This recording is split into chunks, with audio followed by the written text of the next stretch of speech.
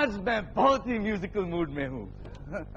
हाय, मैं हूँ आपका दोस्त क्रिस्टोफर दारूवाला और आज मैंने ये जल तरंग बनाया है।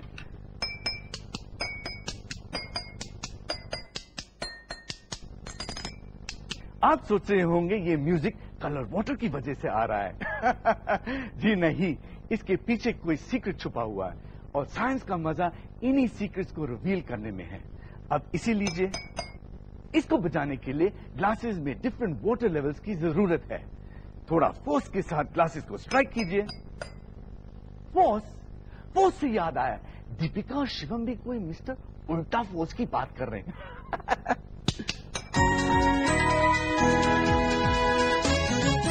ऐसा ही होता है हिंदी फिल्म में और कार्टून्स में भी, और बिलीव इट और नॉट, साइंस की दुनिया में भी। पूछिए क्या? एक विलेन तो एक हीरो, हमेशा उल्टा।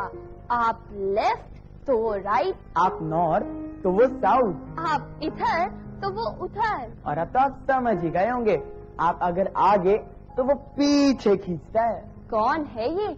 आप क्यूरियस हो गए होंगे, तो आपकी क्यूरियोसिटी को करते हैं दूर। और मिलिए इस मिस्टर उल्टा फोर्स से।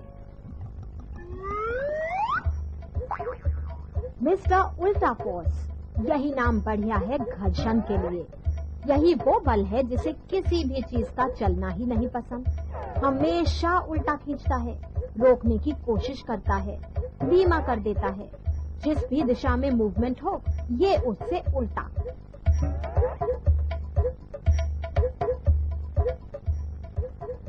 फ्रिक्शन के कारण ही लुढ़कती हुई बॉल भी कभी न कभी रुक जाती है।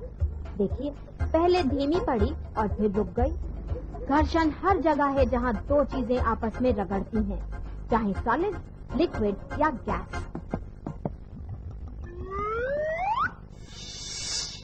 फ्रिक्शन नहीं होता तो हमें गिरने के लिए केले की छिलके की जरूरत ही नहीं पड़ती।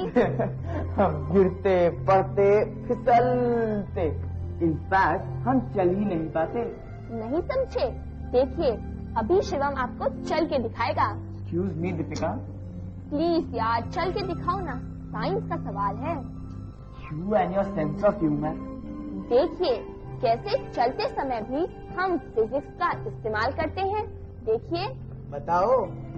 और तुम ही बता दो, ये मौका भी मैंने तुमको ही दिया। What sacrifice. सीधा सीधा क्यों नहीं बोलती? शिवम बताओ ना, मुझे नहीं आता।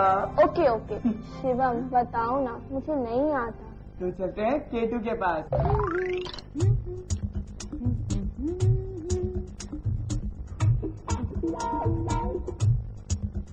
Hello K two. Hi, how you two been? Nice, very fine. पर आज हम इस उल्टा फोर्स को समझने के लिए सीधा आपके पास चले आए। कौन से बेचारे फोर्स को आज तुम दोनों ने उल्टा लटका दिया भाई? बेचारा नहीं है, हमेशा उल्टा खींचता है। केटू, फ्रिक्शन, घर्षण में फंसे हो तुम दोनों। बहुत काम का फोर्स है। अगर ये तुम्हारा मिस्टर उल्टा फोर्स ना हो ना तो तुम खड़े हो सकते हो और ना बैठ सकते। पर आप तो ये कह रही थी कि हम इस फोर्स को बहुत तरह से यूज करते हैं। ये पेंसिल कौन शार्पन कर रहा है? फ्रिक्शन। अरे हाँ, फ्रिक्शन ही तो ये पेंसिल भी छील रही है। राइट, लेकिन मुझे नहीं लगता तुम लोगों को फ्रिक्शन की बात अभी पूरी तरह से समझ में आई है। तो दिमाग को चलाते हैं, फ्रिक्शन की तह तक जाते हैं। फ्रिक्शन, द बिग बिग रब। द बिग रब, बिल्कुल सही डिस्क्रिप्शन। जब भी दो चीजें आपस में रगड़े या छुएं तो होता है घर्षण। देखने में ये सतह चिकनी लग रही है, लेकिन माइक्रोस्कोप के नीचे इम्परफेक्ट। यही ग्रूव्स और रिजेस एक दूसरे में फंसते हैं और गति का विरोध करते हैं। जितनी रफ सतह उतना अधिक घर्षण, जितनी चिकनी उतना कम। अब हमारे चलने का घर्षण से संबंध। जमीन और पैर के बीच होता है फ्रिक्शन। फ्रिक्शन ही पैर को रोकता है। पीछे का पैर जो घर्षण की मदद से ही जमीन पर रुका है, धक्का देकर ऊपर उठता है। हमारा चलना किसी सतह को धक्का मारकर आगे बढ़ने पर ही निर्भर है, हर कदम पर फ्रिक्शन। और अब सोच लीजिए कि अगर बहुत फिसलनी जमीन हो तो क्या होता है? हमारी केटू बहुत कमाल की हैं। हमने जब कहा कि कोई चीज मूव करती है, एक दूसरे से रगड़ती है, तब फ्रिक्शन होता है, ये तो हमें समझ में आ गया। लेकिन जब हम खड़े हों, तो पता है उन्होंने क्या किया? वो जो सिर्फ हमारी केटू ही कर सकती है, हमें यहाँ छोड़कर खुद चली गई। और टन-टडांग, ये जूता दे गई हमें और बोली, मैं क्यों बताऊं, खुद पता करो। हमारे ट्राइबोलॉजिस्ट्स मतलब फ्रिक्शन एक्सपर्ट्स देख रहे हैं कि एड़ी और पंजे के पास सबसे ज्यादा धारियां हैं फ्रिक्शन को बढ़ाने के लिए। अब एक्सपेरिमेंट, इस रबर बैंड को जूते में कर देते हैं अटैच। रबर बैंड में खिंचाव को नापेगा ये फीता। काफी देर खींचने के बाद भी ये जूता खिसकता नहीं। रोकने वाला है घर्षण, स्टैटिक फ्रिक्शन। अब जूता चल रहा है, काइनेटिक फ्रिक्शन, लेकिन रबर बैंड में खिंचाव हो गया है कम। एक जगह रुकने में भी फ्रिक्शन है और स्टैटिक फ्रिक्शन काइनेटिक फ्रिक्शन से हमेशा ताकतवर होता है। लेकिन कोई और फैक्टर्स बदलने नहीं चाहिए। अगर जूते का वजन बढ़ा देंगे तो क्या होगा? अरे वजन बढ़ा तो घर्षण भी बढ़ गया। छोटी छोटी चीजों की हेल्प से हमें 2-3 मोटी मोटी बातें तो समझ में आ गईं। पहली, जब दो चीजें कांटेक्ट में आती है, यानी दो सरफेसेस जब कांटेक्ट में आते हैं तो उनके बीच में प्रोड्यूस होता है फ्रिक्शन, यानी घर्षण। दूसरी, घर्षण तब भी होता है जब दो सरफेसेस एक जगह हों, मतलब मूव नहीं कर रहे हों। तीसरी बात जो अपना कॉमन सेंस लगाकर समझी जा सकती है वो ये है कि स्मूथ सरफेसेस में फ्रिक्शन कम होता है और रफ सरफेसेस में कंपैरेटिवली ज्यादा। हेलो केटू, केटू, आप इस साइकिल में कुछ ज्यादा बड़ी नहीं लग रही हैं। Very funny.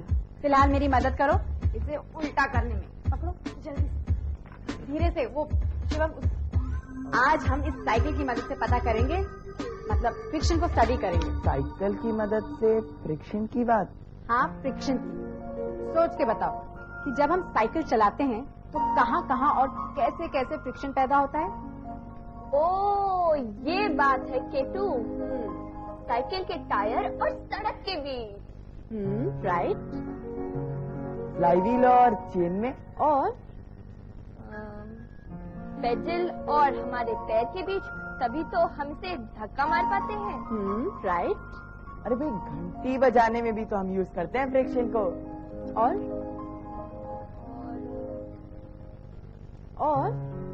और ब्रेक, उसे कैसे भूल सकते हो? तो चलो आज हम साइकिल की हेल्प से पता करते हैं कि फ्रिक्शन कहाँ और कैसे काम करता है या बिगाड़ता है।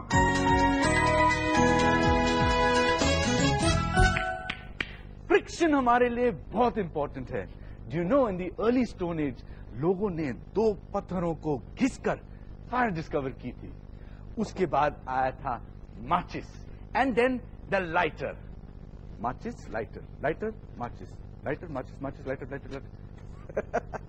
आप क्या सोचते हैं? अगर आपने पहले माचिस सोचा तो ऐसा नहीं है, पहले आया था लाइटर। है ना इंटरेस्टिंग? अब इस कैंडल को देखिए, इसको बुझाने के लिए लोग जनरली फूंक मारते हैं। मैं आपको एक और तरीका दिखाता हूं, एक मैजिकल तरीका।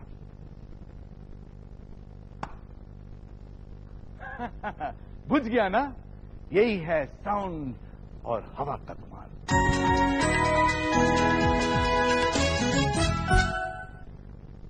आज मैं वेस्ट मटेरियल से कुछ बनाने जा रहा हूं। अब इस अंडे के छिलके को देखिए, आप समझते हैं कि ये तो वेस्ट है ना, पर इससे भी मैं कुछ नई चीज बना सकता हूं, जैसे कि ये बाउंसिंग डॉल। और ये साइकिल कोई साधारण साइकिल थोड़ी है। ये साइकिल भी रिसाइकल मटेरियल से बनाया गया है। दीपिका, शिवम और केटू कुछ साइकिल के बारे में पता लगा रहे हैं। साइकिल दिखने में बहुत ही साधारण है ना, पर इसके हर पार्ट में कहीं ना कहीं साइंस छिपी हुई है।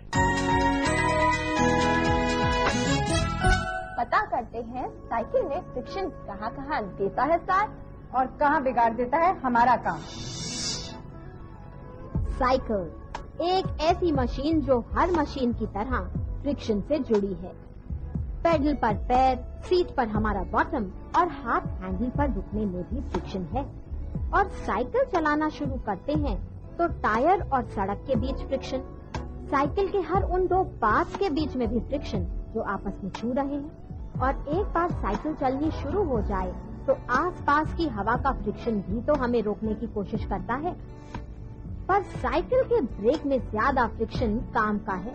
साइकिल का ब्रेक कैसे काम करता है ये तो आप जानते हैं ना। फ्रिक्शन और साइंटिस्ट के बीच झगड़ा रहा है। फ्रिक्शन से एनर्जी लॉस होता है, कभी आवाज जैसे, कभी गर्मी और कभी स्पार्किंग जैसे। लेकिन फ्रिक्शन यहाँ काम कर रहा है, ब्लेड की धार बना रहा है। पर कभी कुम्हार को चाक पर मिट्टी के बर्तन बनाते देखा है? अगली बार देखें तो सोचें कि यहाँ फ्रिक्शन काम का है या काम बिगाड़ने वाला, या फिर दोनों।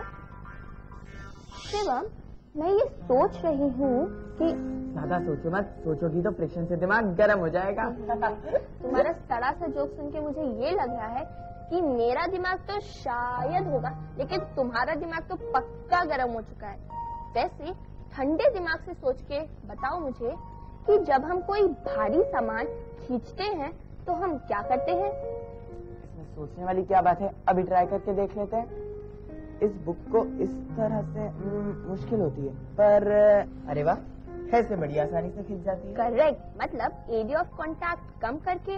इसका मतलब है कि जब हम कोई सामान उठाते हैं तो उसका कम से कम हिस्सा जमीन को छूना चाहिए। बिल्कुल सही। पर इस समय मेरे दिमाग में एक बहुत ही फैसिनेटिंग ख्याल आ रहा है। आज हम ह्यूमन बीइंग्स जैसे भी हैं, उसके पीछे भी फ्रिक्शन का बहुत बड़ा हाथ है। क्या मतलब? नहीं समझी, मैं बात कर रहा हूँ दो बड़े इन्वेंशंस की, आग और पहिया। फायर एंड व्हील, दोनों का रिश्ता फ्रिक्शन से। बिल्कुल सही। सदियों पहले हम ह्यूमन बीइंग्स ने दो पत्थरों को रगड़ा और बना ली आग। अब फ्रिक्शन के कमाल से हम इंसान दूसरे सभी जानवरों से ताकतवर बन गए। और फिर बना पहिया। अब हमारी कार्स किस रफ्तार से भागती हैं ये तो हम जानते हैं। हम जान चुके हैं कि चीजों को लुढ़काने से घर्षण कम हो जाता है। बढ़िया प्रूफ है स्केटिंग। स्केट के पहिए जमीन पर लुढ़कते हैं, घर्षण कम हो जाता है। स्केट करते समय रुकने का भी एक ही तरीका है, घर्षण बढ़ाना। स्केट के अंदर भी है बॉल बेयरिंग या छर्रे, अंदर घिसाई कम करने के लिए। कभी खोल कर देखिए। कैरम के खेल में भी घर्षण का बड़ा हाथ है। गोटियों को बढ़िया फिसलाना हो तो पाउडर डालो और मिस्टर उल्टा फोर्स को कम कर लो। यहाँ पाउडर भी ल्यूब्रिकेंट का काम करता है। आसान साइंस। पाउडर हो, पानी या चिकनाई, ये चीजें सतह की इम्परफेक्शंस को भर देती हैं। चीज कम खुरदुरी तो घर्षण कम। मशीन की दुनिया में फ्रिक्शन दुश्मन का काम करता है। कितना सारा energy loss, so much of wear and tear. Friction से मशीन घिस जाती है और खराब भी हो जाती है। इसीलिए तो साइंटिस्ट हमेशा से कोशिश करते आए हैं कि एक ऐसी मशीन बनाएं जिसमें फ्रिक्शन हो ही ना, पर ये अभी तक हो नहीं पाया है। पर हम बनाएंगे अपने लिए ऐसी चीज जिसमें फ्रिक्शन ना के बराबर हो।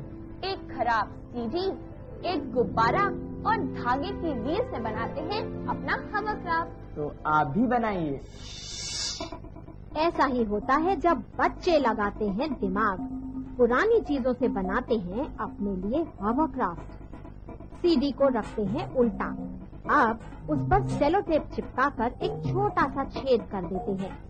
धागे की रील को चिपकाना है सीडी के छेद के बिल्कुल ऊपर और आसपास की जगह सील करनी जरूरी है।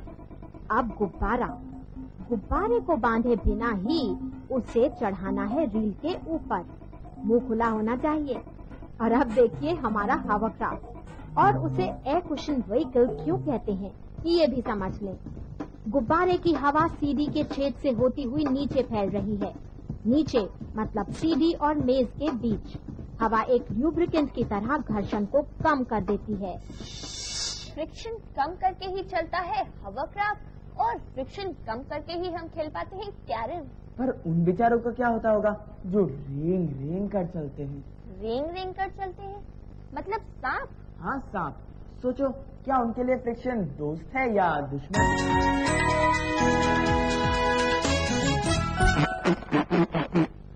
ये फ्रिक्शन भी क्या चीज है, कुछ समझ में नहीं आता।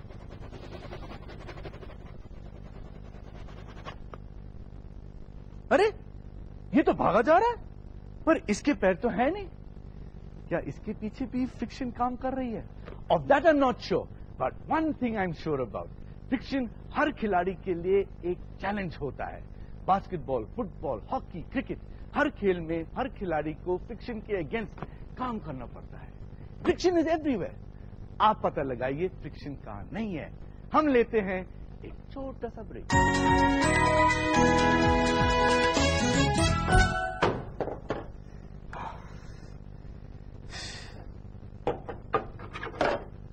अरे, my hands have got so dirty. साफ करता हूं।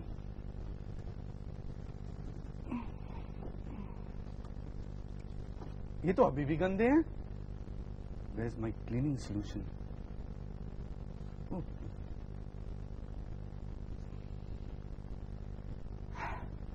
अरे, व्हाइट सोप में पिंक झाग, ये कैसे हुआ? ये केमिकल्स का भी एक दूसरे के साथ बड़ा अजीब रिलेशन होता है। पता नहीं कब कैसे किसके साथ रिएक्ट कर जाए। तो सांप का फ्रिक्शन से क्या रिश्ता है? अरे सांप तो चलता ही है फ्रिक्शन बढ़ाकर। इनफैक्ट मैं बोलकर क्यों समझा रही हूँ? सांप की चाल को खुद देखकर खुद समझो। एंड प्लीज, साइंस की इस दुनिया में डरना बिल्कुल मना है।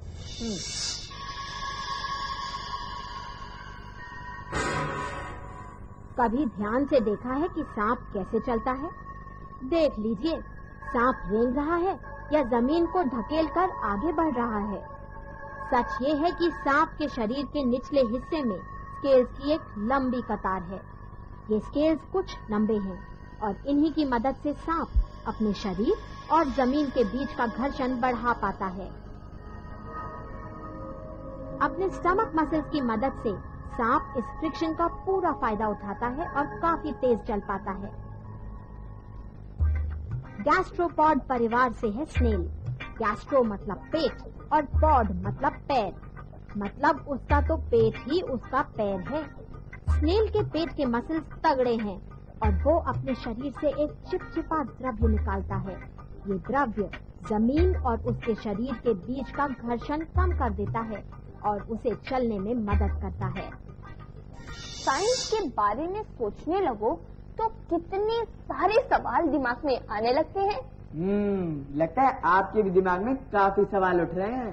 इसीलिए तो हमें इतने सारे लेटर्स मिल रहे हैं।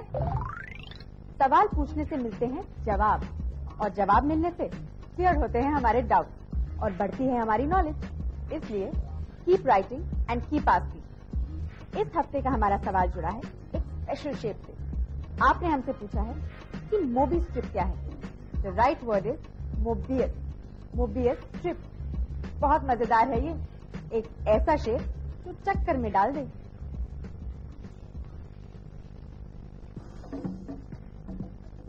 कागज की एक लंबी स्ट्रिप को आधा घुमाकर यूं चिपका दें, बन गई आपकी मोबियस स्ट्रिप। एक अनोखा आकार। पेन लेकर स्ट्रिप के बीच से लकीर खींचें तो वो बाहर भी और अंदर भी, और अब लाइन पर काटें तो मोबियस स्ट्रिप की एक ही सतह है और एक ही किनारा। मोबियस स्ट्रिप का एक मजेदार एप्लीकेशन है एयरपोर्ट में यूज होने वाली कन्वेयर बेल्ट। पंखों में लगाए जाने वाली बेल्ट भी मोबियस लूप की तरह ही अटैच की जाती है। ऐसा करने से ये बेल्ट दोनों तरफ को यूज कर सकती है और फ्रिक्शन से होने वाले वेयर एंड टेयर को भी कम कर देती है। हमारी साइंस की दुनिया बहुत अनोखी है। ना डांट और ना ही एग्जाम, ना कोई डर, ना कोई टेंशन, फिर भी हो जाती है साइंस की पढ़ाई। तो पूछ लीजिए जो आपको पूछना है। ये साइंस की दुनिया है ना अमेजिंग। अब इस किटकिट को लीजिए, बिना चाबी लगाए तो चलता ही नहीं, और चलने का नाम है जिंदगी, जिसके लिए एक्सरसाइज की बहुत जरूरत है।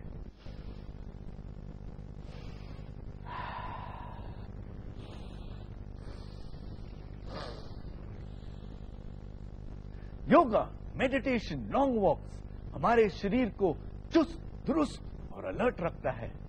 हमारे पिट को देखिए, वो तो हर दिन हर समय स्विमिंग करता रहता है और करता है पते की बात।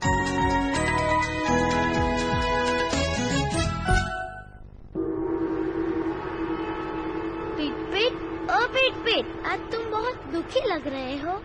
ये सब देखकर दुख तो तुम्हें भी होगा। हाँ, कारखाने का गंदा पानी हमारी जल भूमि को प्रदूषित कर रहा है ना? ऐसे कितने ही कारखाने हमारे बहुमूल्य जल भूमि क्षेत्र को खत्म कर रहे हैं। मानव समाज इसके महत्व को समझ नहीं रहा है और या तो समझकर भी अनजान बना है अपने फायदे के लिए। इन्हें कैसे बताएं कि हमारे जल भूमि क्षेत्र के भूजल या ग्राउंड वाटर का पुनर्भरण अर्थात उन्हें रिचार्ज करते हैं। पोषक तत्वों की पुनः प्राप्ति, बाढ़ के प्रभाव को कम करना, जल स्रोतों को बनाए रखना जैसे महत्वपूर्ण काम करते हैं। फिर भी इनमें कमी क्यों आ रही है? इसका कारण है तेजी से बढ़ती जनसंख्या, औद्योगिक अर्थात इंडस्ट्रियल डेवलपमेंट से रासायनिक कूड़ा, कृषि प्रवृत्ति से पैदा हुआ कूड़ा, तटीय विस्तारों का कटाव इन क्षेत्रों को प्रदूषित कर रहे हैं। लेकिन पिट इतने विशाल जल भूमि क्षेत्र में कितना बिगाड़ पैदा हुआ, यह जानने का कोई तरीका तो होगा। हाँ है ना।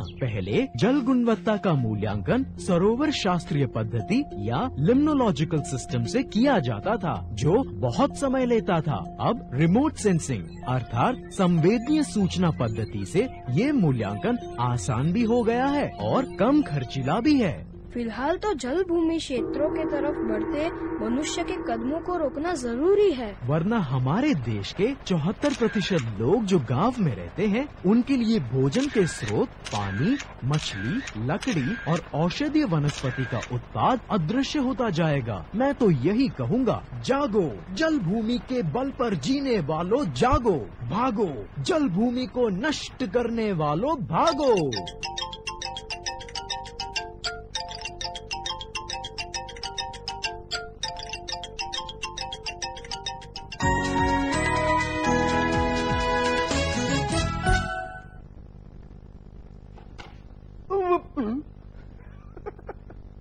कैसा लगा पिट का पावर टॉक? अच्छा था ना? Information mixed with entertainment. इसी तरह हम साइंस की दुनिया को समझते और बूझते रहेंगे। आज के लिए बस इतना ही। इस प्रोग्राम में जो कुछ भी आपने देखा उसके बारे में अगर आपको ज्यादा जानकारी चाहिए, then write to us at ऐसा ही होता है 3183 DECU ISRO SAC campus, Ambawadi Vistar post office, Ahmedabad 380015। Email ah3@sac.isro.gov.in। आपके ढेर सारे पत्रों के लिए बहुत बहुत धन्यवाद। आप ऐसे ही हमें लिखते रहिए, आपके पत्रों के जवाब हम जरूर देंगे।